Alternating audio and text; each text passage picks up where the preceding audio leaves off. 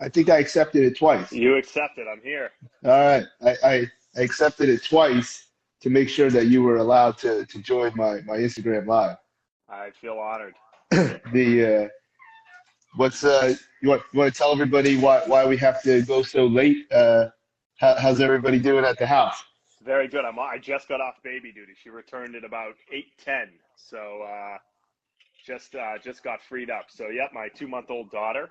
Yeah. My wife just returned to work. Ariel's back on the ice as of a couple weeks ago, and so Wednesday night I'm on baby duty. So I just got All tagged out. right. All right. And I like that and you have your bookshelf with everything behind you tonight because last night I had mine, and now I can see everything. What do you have back there? well, I wasn't here last night. I was at Yeah. the I don't have one of the most giant whiteboards you could buy bolting it into the rental house here, but what do I have behind me? I mean that might take a minute, but let's see. Um, look, you got that's one of my prized possessions. It's not like an original, but it's not like a computer Hmm. remake of Scrooge. Then does this zoom? Okay. Oh, Yep. look at that! Look at that! Look at that! All right. So that is a scene from what happened? Nope. Oh, there's a rug. That might be cool. Um, so up here is a famous scene from Snow White where all the Yeah. dwarves are walking. Yeah. Let me see what else is over there. Yeah, Mickey is in front of them, and then in the back that I don't think you can see is from Wilderness Lodge. Oh, yeah. Yeah, yeah. Let's see.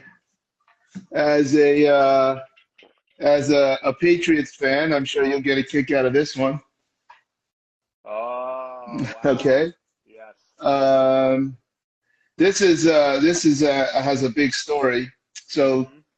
so in the 60s, I don't know which came first.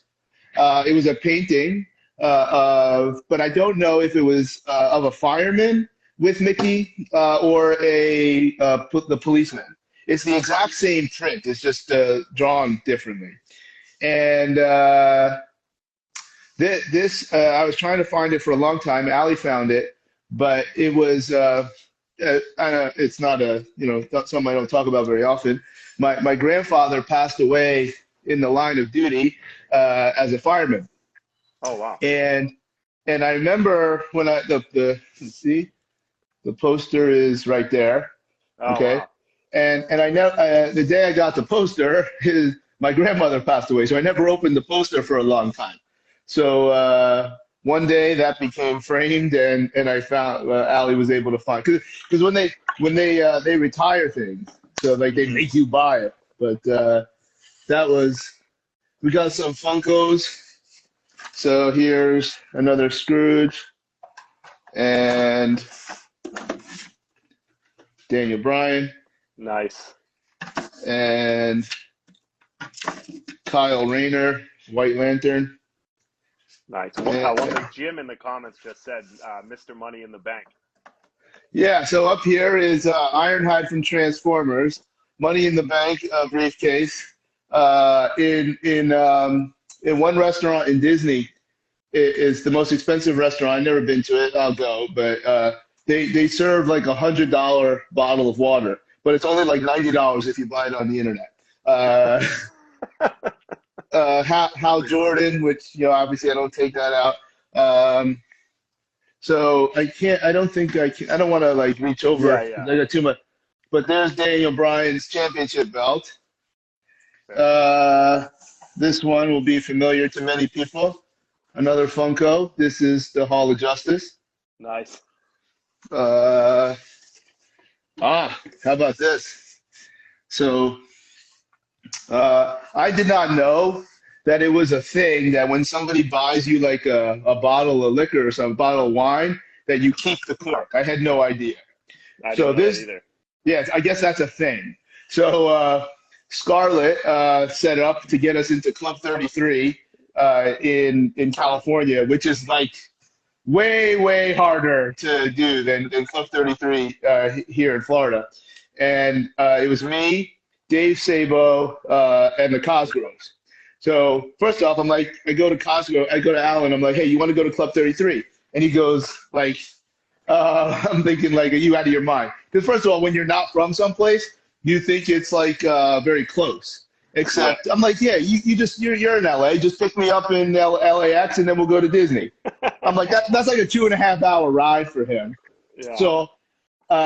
So he looks it up and he goes, yeah. So it's basically like there's not even a wait list. So they let Scarlett in, but she still had to pay full price. So we can go without her.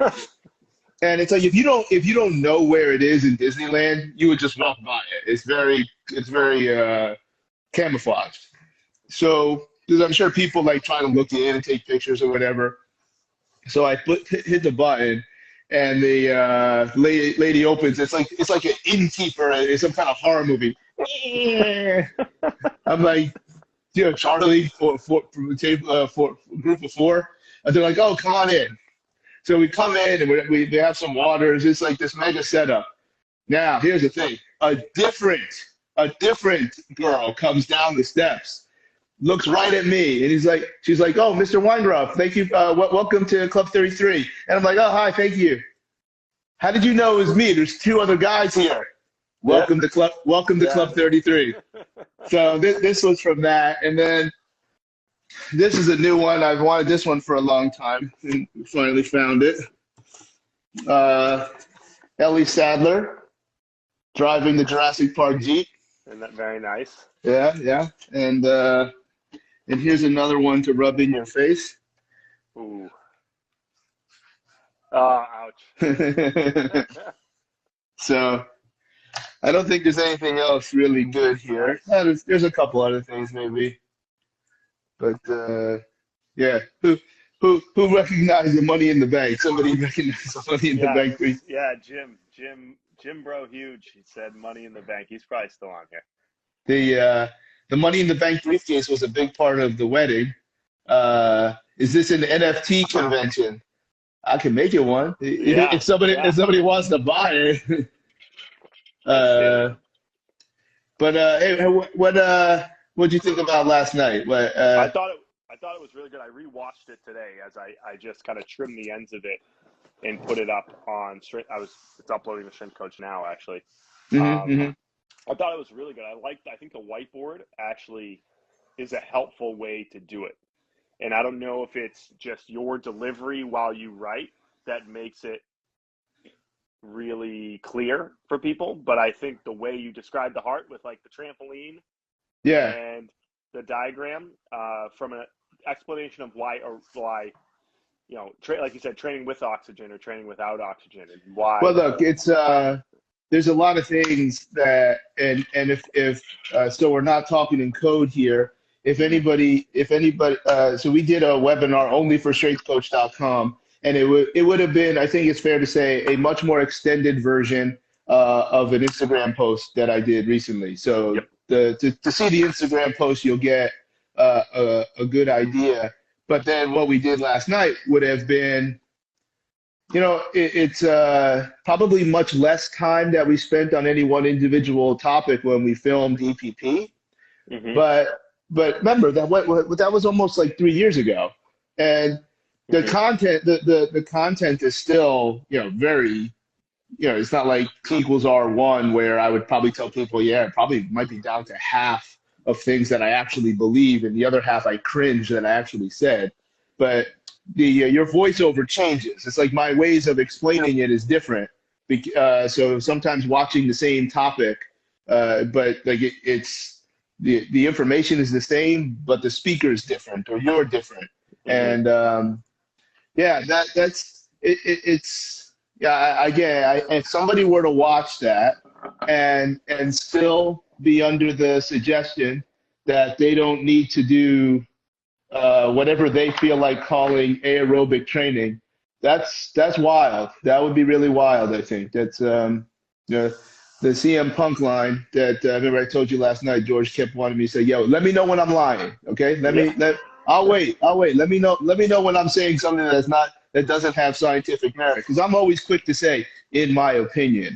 It is not my opinion. how you if you go on the elliptical and can maintain 140 for 60 minutes, you're doing something that will support how quickly you can recover from a sprint. Like that. Mm-hmm. That's how you get better at recovering from not going hard. But there's a line that another line we didn't use last night, but like the secret to never ever getting tired is when you train, don't ever get tired. Yeah.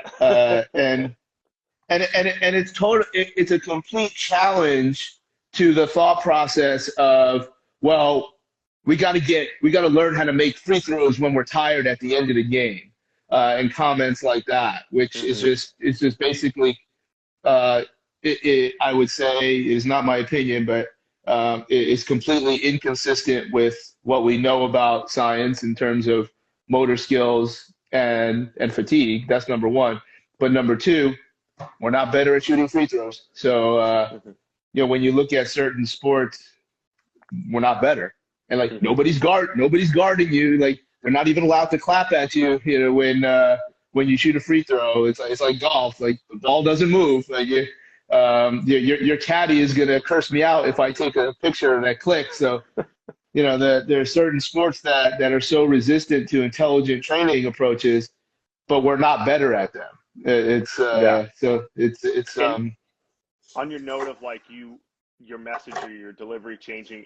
I mean, you wrote an article, it might have been 10 years ago now, that was really helpful for me. That touched on the same exact topic, which was you had written on your blog. It was called "Training Me On and Training Me Off." Oh, okay. I got to look that one up. It sounds like a good title. It talked about why aerobic or work supports higher intensity interval work, and why even when you're doing interval work, you're doing aerobic work. So the very much of the things that you talked about. Yeah. But this might have been in 2012 or 2014, something like that you wrote this article, and I still reference it and send it to our staff. But it was much of the same message. Yeah. But the way you delivered it last night, I think, with the whiteboard, and the way you deliver it now, I think it was very, very good. Well, thank you. So you have to either buy EPP or buy Strength Coach if you want to see it. But one of the things we didn't mention last night, it just didn't. It's certainly complimentary, but I use the most sensational example of being on an elliptical for an hour. There's so many things that you can do that you probably can't lift weights for the purpose of strength and power. That probably won't work but to put to do a bunch of triplanar stuff with dumbbells, it's the same thing. You're and you might be able to check some more boxes. In EPP, we talked about the 29-minute program. You remember the story. So in Canada basketball, when we would stay in the hotel after the game,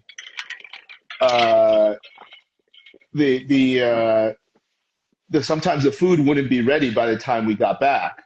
So let's say we get back 9:45 from a 7:00 game. That's not unreasonable, but dinner's not going to be ready till 10:30 because we were far away. You have to call them or whatever. So I'm like, guys, the 29 minutes, that's all I need. But let's go. Let's get cleaned up, and then everybody's in the hotel weight room. So now it's a hotel weight room in South America. So it's a toilet, and so 29 minutes we would do 5 minutes on any cardio equipment they wanted, and it had to remain like 50% effort, like 5 RPE of 5.5. So that takes you 5 minutes. And then I said, pick whenever you want to do 20 repetitions of a push. Then another 5 minutes, 20 repetitions of pull, another 5 minutes, 20 repetitions of leg, whatever you want to do, body weights, split squats, another 20, another 5. So now you got 20 minutes of cardio, 20 reps, 20 reps, 20 reps, and then 20 reps of core. You can pick whatever you want to do. So at no point if you do single arm, so that means you're doing, you have to switch and do 20 and 20. So you basically do 80 reps and 20 minutes, you're out of there in 29 minutes. So part of the culture was 29-minute workout. So what does that do? you're not getting stronger. You're not working on anything top end in terms of your cardio, but you're probably keeping your heart rate up, but you're Mm-hmm. really not resting very much, Mm-hmm. and you just use a different vehicle to achieve eccentric heart adaptations, which probably is not a target adaptation for an elite basketball player, but the peripheral vascularization that also comes along with those protocols would be of high value after a game, since they Mm-hmm. probably ripped up a lot of those peripheral vascularizations via acidosis. Ripped up is not an official term if anyone's interested. So that would be a really good, like I see every so often, and you never really know what's legitimate or not when the major media shows guys working out after the game. Mm-hmm. But if you, but if you really went hard in a game, like what are you doing? Yeah, like you can't Yeah. like. So if you are paying for some of this super explosive training, we know that muscles don't contract as hard under Mm-hmm. certain fatigue conditions. So what are you doing? Like, well, it looks like they're lifting, it looks like they're trying to do things, but they're really just moving. And then, are you picking the best exercises to move? So, like that's where lifting after practice, especially in college, where these kids get buried by these coaches. You got to work hard, but that doesn't mean don't go to the weight room. That Mm-hmm. means it doesn't even mean that you can't have a barbell in your hand. But I don't think you can use the barbell to get stronger or more explosive. Your body is not receptive to this. You have to train Mm-hmm. beforehand or another time. Excuse me. So that would also been quite complementary to what we talked about last night. But so if somebody said that we don't you don't need an aerobic base or whatever these wild comments are, and they saw that, what do you think? Do you think they would be, wow, man, you really explain that in a different way, or nah, I'm not doing it. Like I I'm mean, still. so there's two things that I want to say. One, on that question, when you explain that, like, even when you are at a high heart rate, if you have the eccentric adaptations in the heart, you're still delivering more blood per pump, so more volume every time. That's a great explanation as to why you need to have some sort of eccentric heart, even if you're someone who's going to be working at high intensities, because all being equal, the person who can pump more blood out of that left ventricle each time is going to be better off, right? And so, Yeah, and that's an and understanding I think yeah, like doctors I have. learned. Yeah, like I'm almost trying to learn from everybody listening. Like, okay, I am very confident in my understanding of the physiology. What I'm not confident in is what people are hearing all the time and how Mm-hmm. they're interpreting it. Because it might be fun to do the CM Punk lines, et cetera. But at the end of the day, I would like to understand why somebody would say you do not need an aerobic base, which I have seen people say. Mm-hmm. So tell like, well, then, because if you say that, then I think that one of the next things you probably have to say is, no, there's no such thing as eccentric heart contractions. Yeah. There's no such thing as changes in stroke volume. Um, that's one of the omega wave measures is called metabolic reaction index, uh, and it roughly translates to stroke volume. There's other factors involved in it because they're all kind of mysterious and hard to translate from Russian. But if stroke volume changes, well, how'd that happen? Like, what? Mm-hmm. Why did less blood come out like that? Because that's what stroke volume is. It's a component of cardiac output. So that's and that actually also something that I don't think we talked about it last night, but I talked about before.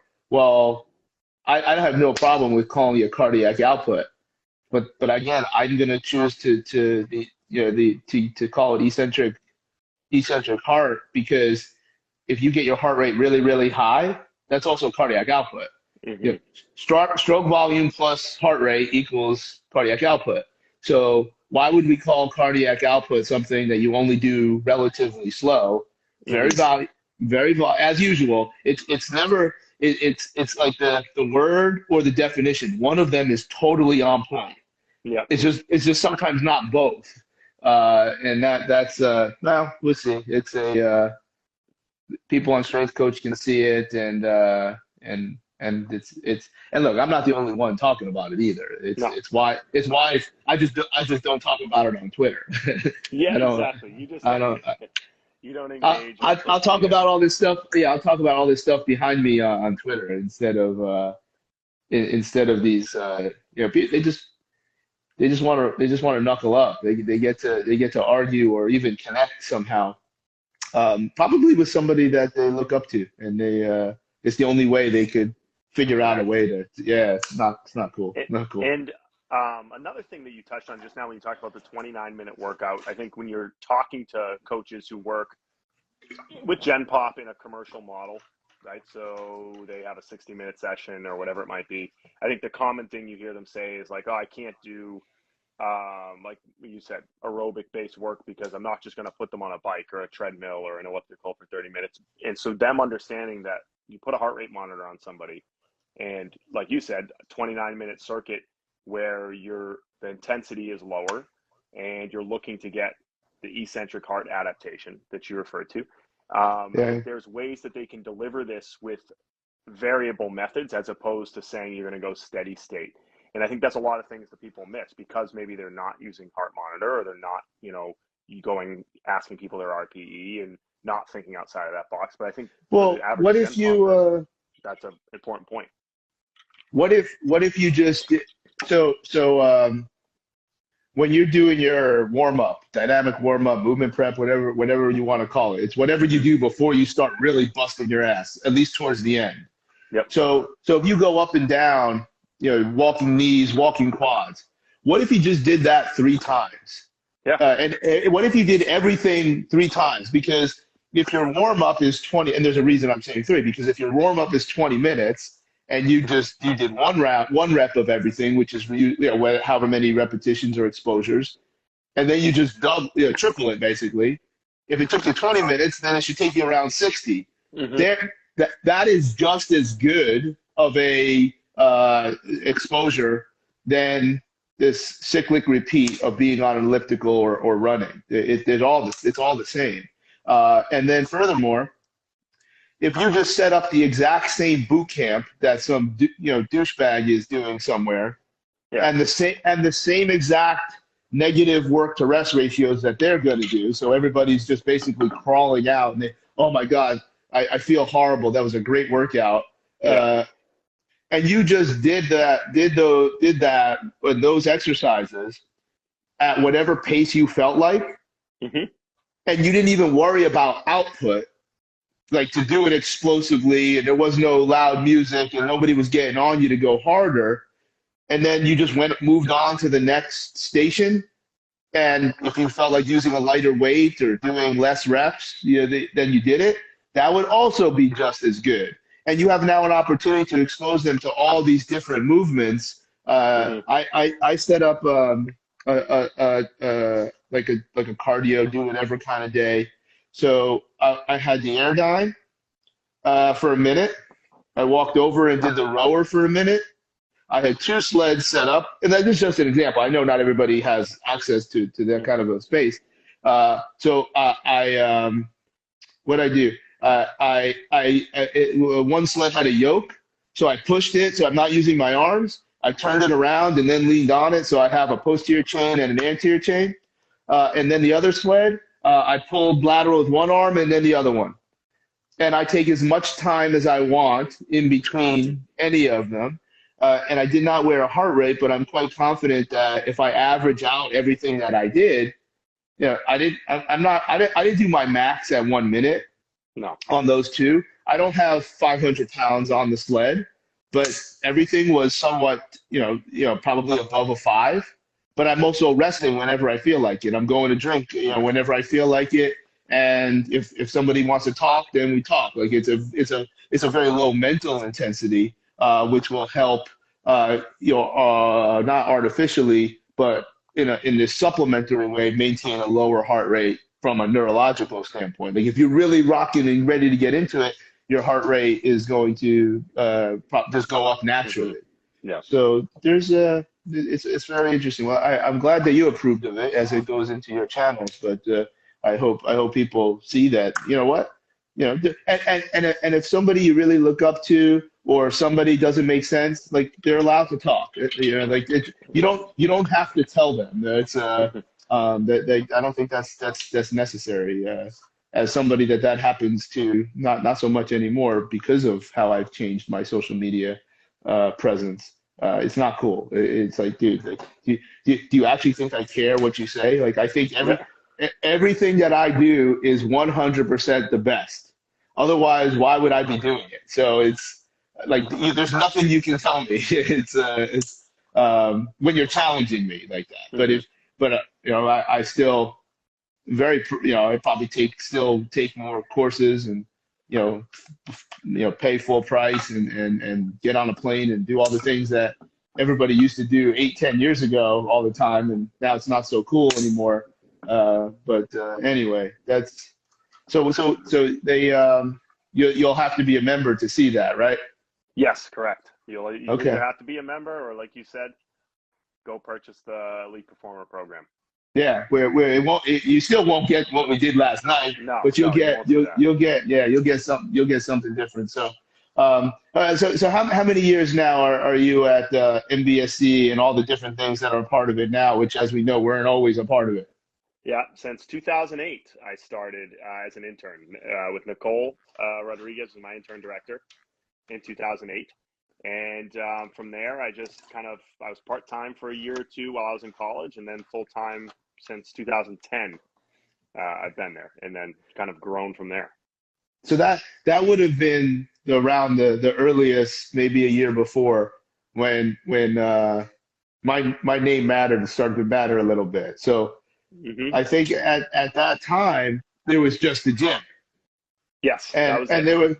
there was a lot of other people like my age that maybe didn't always connect because we didn't have social media, we didn't have those things, Hmm. like Mike Potenza, Yep. and there's and there's a line somewhere that got like this dotted line where, like you mentioned, Nicole Rodriguez, who's doing some good things. You see her name quite a bit. Basically, if you worked at Mike Boyle Strength and Conditioning, at some point you were obliged to move on. Like you had no choice to move on because you couldn't grow anymore. Like there was and you couldn't make more money. So Boyle just snapped his fingers, and most people would get a really really cool job. And then from the outside looking in, starting to see, then there was this like brand extensions, and I Hmm. don't know like that's what it is. Whether he and Bob called them that. So what was the first one? Because it was something that I remember Kevin Larrabee would film everything. What was Hmm. it? It was Mike. It was what Body was by it? Boyle Online. That's it. That's And it. it Yeah. became MBSC. So I'll tell you. So they Yeah. started Yeah. Body by Boyle Online, and it was every staff meeting. It was like the real world. Like That's everything we did, they would film. And then when we started hosting seminars and having in-services, we started putting those on there. And at some point, when Larrabee wanted to sell out of that venture, Brendan and I bought him out, as well as Anthony, and took over that. And that's when it became MBSC TV over the last few years. But then, Um, there's another route of certified functional strength coach. correct. Yes. So there's points where so many people that I know that they would move on. Jamie Rodriguez, who I continue to try to stay in touch with as much as I can, for hopefully good reasons. So and others regardless of their situations of why they moved on, everybody was always there. I was always like the older brother, it felt like. Yes. And and Absolutely. and so I keep in touch with everybody and that I can and do. But the when these brand extensions came out, when strengthcoach.com became a thing, Hmm. then people didn't have to move on because there was other revenue sources that people like you could stay at home in Boston and still be a part of this machine Mm-hmm. But doing more than just coaching. Yeah.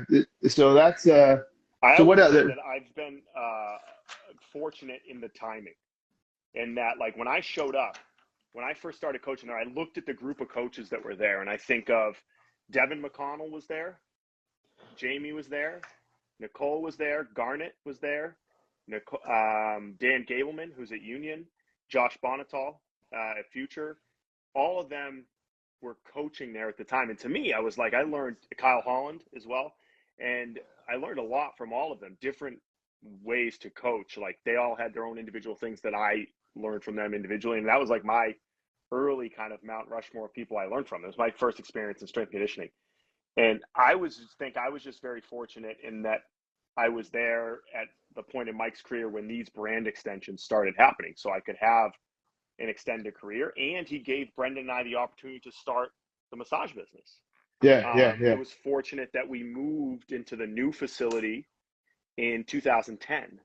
And so when we moved into the new facility in 2010, and then we took up that big turf room next door in 2011, there was this empty space in the front. I think I rent about 1,200 square feet in there, and there was nothing in it. And Brendan and I were coming out of massage school at that very time. And we were kind of at that point an integral part of the gym, helping write the program, doing the internship, all this stuff. And we essentially asked Mike and Bob, like, hey, we want to be able to stay here and build a career here. And they were, forward thinking enough and willing enough to say, hey, you can take this space for your business while you also manage and run this business, as long as they don't interfere with one of another. Yeah. So, I mean, it was very fortunate in timing, because if I was a few years earlier, that probably wouldn't have been the case. Yeah, and that's I think a cool lesson for everybody. When I say everybody has an outlier story, it's not to put themselves at the same level of some of the people that are recognized in Gladwell's book. The thing is that at some point you flip a coin, and I know for me I have a similar story where if you go left instead of right, the whole time space continuum is different. But that's where I wonder if those brand extensions were there earlier. Where would all these people be? It's because there's so many people. Obviously, social media has a part in recognizing and promoting some of the people that you mentioned, but where would they all be? Would they have stayed there? And then the bounty of really great coaches and great people is the common thread there. So, but it's also okay. I remember being at Equinox all those years, and that's a similar situation where you do hit a ceiling for most people. And I'm like, guys, like you can. I would name so and so and so and so and so and so. All these people that you follow on social media and you listen to their podcasts or whatever, they all started here. They all and they moved on the right way, and now they're a friend of the program.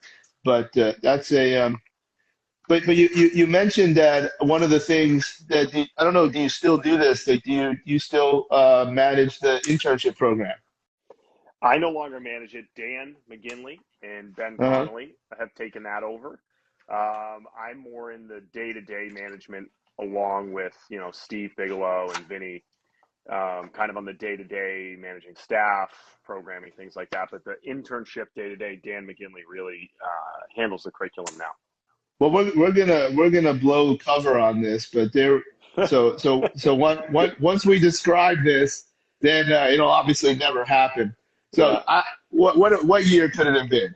2012, 2013, who knows? Something like that, yeah. All right, you're gonna know. Brendan and Anna. It was definitely when all of us were working together. So the four of us are going to dinner. What's the name of the place? You're gonna know. I can picture the restaurant. They had sushi. It was real long. Yeah. Okay, there you go. So we walk in. The other thing that is very memorable there was that they actually had Dude Vodka. Yes. That was a brand of vodka that it was like the first flavored, but they had no licenses. So they couldn't call it like Fruit Loops. They called it like something else. So the Mountain Dew flavored vodka was called Dude Vodka. It was green. it did not really taste like Mountain Dew, as somebody that I'm qualified to say this. But so I remember that. But what was most memorable, yeah, we're having dinner, and I said, well, what if you tried this? and Anna, if I'm not mistaken, Anna starts taking notes. Oh, And I still has them. yeah, I don't know where these notes are or where they may be. We have to go through Google. So what I wanted you guys to do was pick somebody that the interns didn't know worked at the gym. Because, like, wouldn't it be like day one or day two, Boyle would come in and kind of read them the riot act, like if your shirt's not tucked in or whatever. All very, very good things. But what I wanted was, around that period of time, for you guys to hand out an examination, and the questions would be some of the most ridiculous and off-the-wall questions you could possibly think of. And everybody's got to keep a straight face. So imagine if you're doing this exam and you start to look up, one of the questions would be, what year did Dr. Philip Dorsey invent dorsiflexion? That was one of the questions. That was one of them, yeah. Yeah, and then 1957, 1956, and then if I saw that, I'd be like, I look around, like, what is going on here? So we're going to go over some of the ones that at least I can remember. But Yeah. what I wanted to happen was the plant in the room, who would have been an MBSC coach, Yeah. get up and be like, what is this is so disrespectful. Like, Charlie, you're gonna need to sit down. Listen, it's just a test. Like, nothing bad happens. No, I'm not doing this. Is embarrassing. Okay, and then everybody would get scared, and then they would calm down, Yeah. and then do it again, and then you guys would throw them out. Yeah. And imagine how scared all these interns would be, because they're being asked to answer questions such as, please discuss your feelings on turf. Include type, color, and your feelings on those tiny little pebbles that live inside. Another one was, can you touch your toes? You cannot stand up.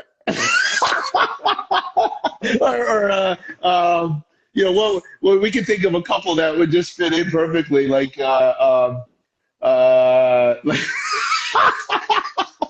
I'm just making myself laugh thinking of it. The one that was most memorable was Dr. Dorsey, because that's one in particular, yes. Dr. Philip Dorsey. Yeah. So in college, I imagine this is how we got there. So in undergrad, I was a freshman, and there was a dude that was in the house before that everybody still there didn't like. And they found him, and he was like in seminary, like he was studying for religious studies. So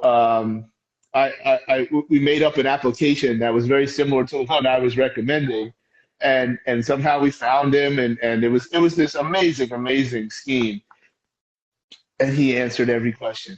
He answered every question, and then because I was a freshman, he would have been a fifth year, so he didn't know me. So I didn't even have to change my voice when we called him to tell him that he was not selected for this, and it was just ridiculousness. And he also lied. Like there was questions about, like, have you ever had a car accident? And he said no.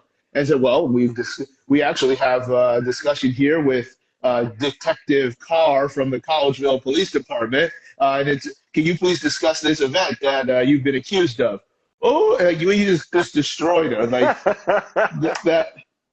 this questionnaire would have been very, very similar, and perhaps not as mean. But it's remember, all comedy is at the expense of somebody at some point. So this is true. This is true. I think it would have worked very well, because on the very first day we have that meeting where Mike essentially says, you know, you got to brush your teeth. You have to dress appropriately. What the fuck, brushing teeth? Yeah. What? Listen, I've had interns, I've multiple interns. I've had to have the deodorant discussion and the teeth brushing discussion. Hold on. How do you know if I don't brush my teeth? Like their breath was so bad. Okay, so if you have bad breath, that's one thing. But you could probably have bad breath and still brush your teeth, no? This is true. This is true. I don't know. I'm not so well trained in this. I brush my teeth regularly.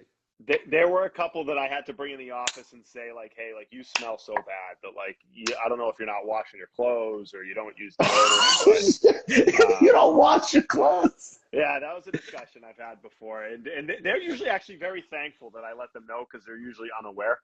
But for the most part, you don't have to have those discussions. Sometimes it's that the shirts are too tight or the shorts are too short or the shorts are hanging too low. That's usually the discussion. Ah, okay, Yeah, okay. it's usually a clothing issue.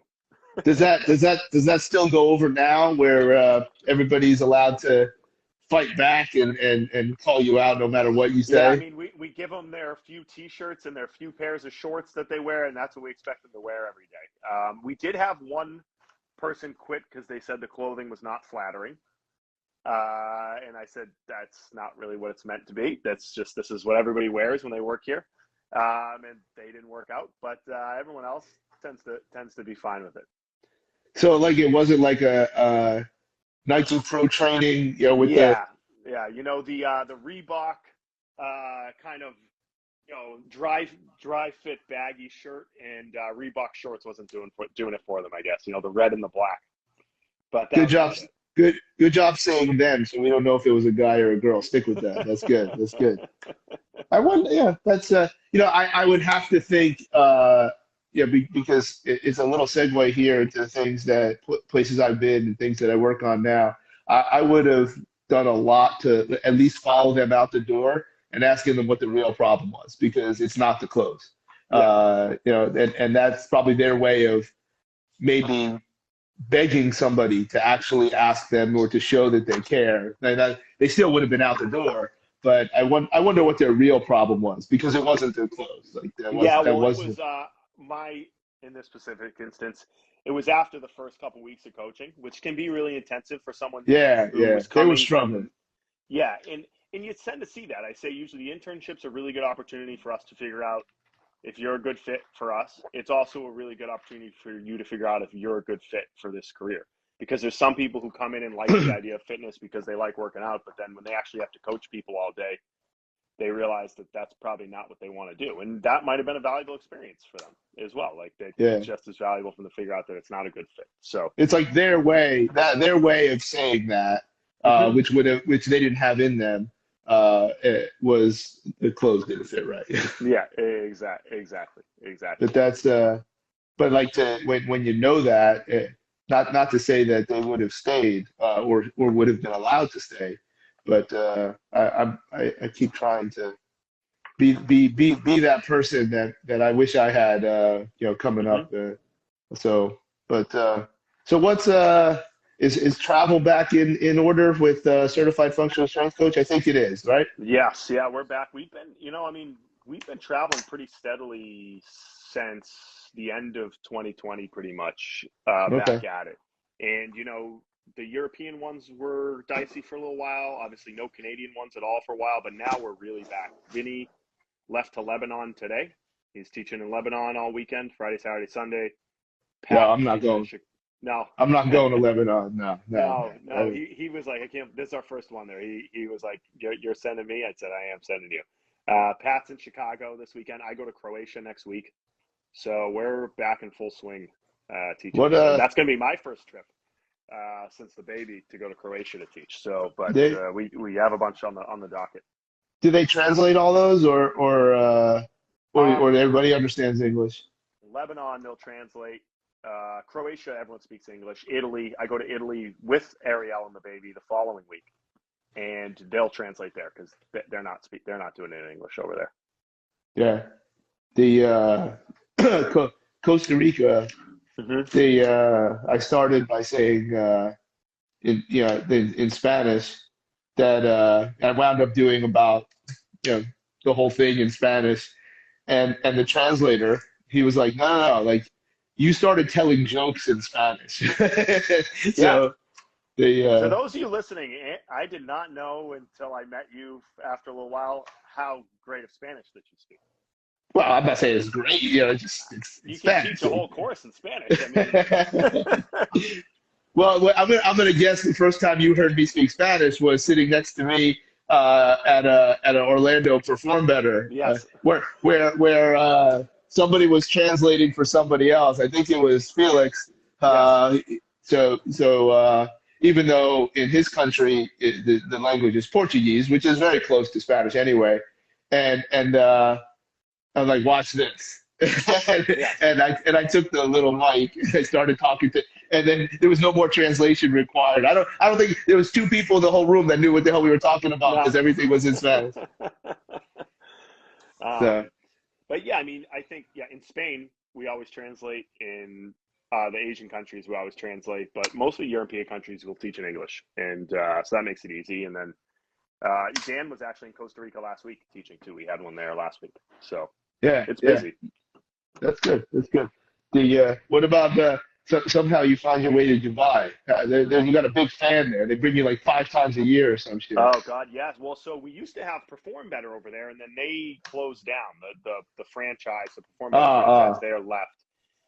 But there's a new company, and yeah, they've been great. I mean, so I was there. I'll go back again in December as well as to Egypt with them, which I've not been there. So that'll be a new location. I Oof. do want to see the pyramids. Yeah, So no, I don't think I would do that one. no, There's the way my last name is spelled. I don't know that right. obviously as an American you're allowed to go, but if they don't like your last name in some of those places, It could you're be rocked. dicey. Yeah, Yeah. yeah, that's I've been to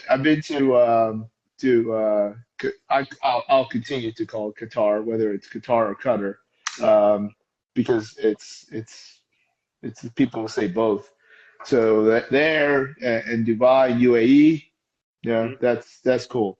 But some of the other, I don't think. Unless, I mean, I'm not saying I would never do it, but and then with a little bit of my background, that even though I don't have security clearance anymore, it's not like they can't find that out. No. Even though what I did had very little, if anything, to do with anything that would be a threat. But yeah, I don't. I'd be more worried about my last name. So it's Understandable. yeah, yeah, Lebanon, Egypt. No, I don't. Hey, we can do it. We can do it remote. Yeah, exactly. Bring up the So Zoom. yeah, but you'll be at Perform Better as well, right? Yep, I will get there Friday morning, and I'll be there all weekend, and I'm speaking All on right. Sunday. What are you speaking about on Sunday? Coach's Guide to Working with People Who Have Low Back Pain. Hmm. And so what I find myself, a lot of times the topics come from the discussions I have with our staff in our education portion. And so the questions they give me, things that they might not be so sure about. And so it's usually developed from an in-service. And so I'd spoken with a group of our staff members, like you see people come in the Gen Pop groups with pain all the time, and them kind of being unsure and how to coach them and how to train them, and what they need to be worried about or what they don't need to be worried about. And so I put together an in-service for them and just kind of built it from there. And that's, I figured, would be a good topic, especially for the crowd to Perform Better and people that'll be there, as far as providing some guidance and coaching for what they can do. Cool, cool. Yeah. That so you'll have to leave Chris Poirier's house early Saturday night because you have to work Sunday morning. Yep. And so I'm without baby and wife on Friday, but they're coming Saturday morning. So I'll probably have to bring them back early anyhow, even if I wasn't teaching. So it kind of works out. Oh, you and Ariel bring the baby to the house.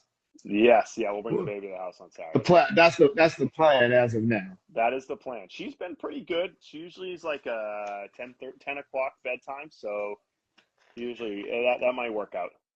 All right, cool. Well, I go on Saturday, Hmm. and as it relates to the stuff we were talking about before, if we're gonna launch EPP again, Hmm. it'll only be available for a very short period of time. However, if you use the code, it's not going to be in the slide, so you have to actually come to the course if you want the eligibility to get into the launch.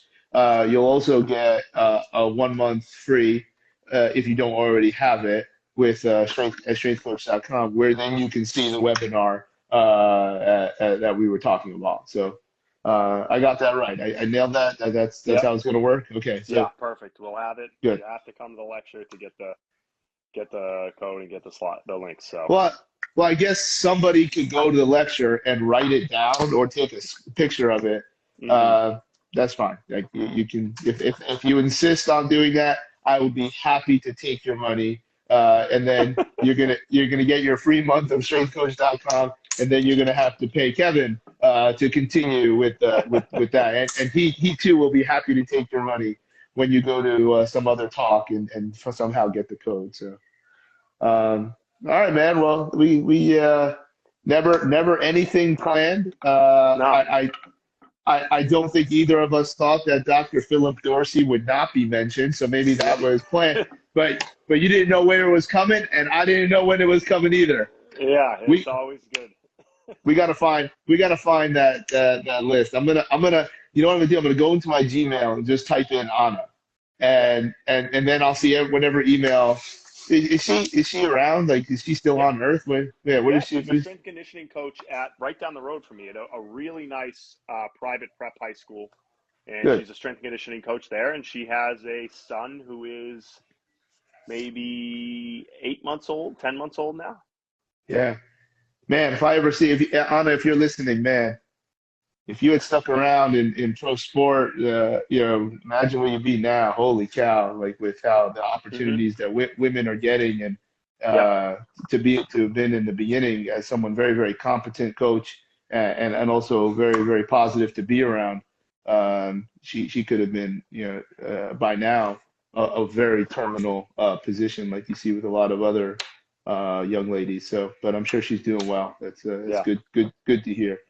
All right, man. I'll see you when you get in. Friday morning. Yeah. I'll see you Yep. then. All right, man. Well done. We'll talk soon. Have a great night. Always good to All talk. right. Bye bye. Be well. Bye bye.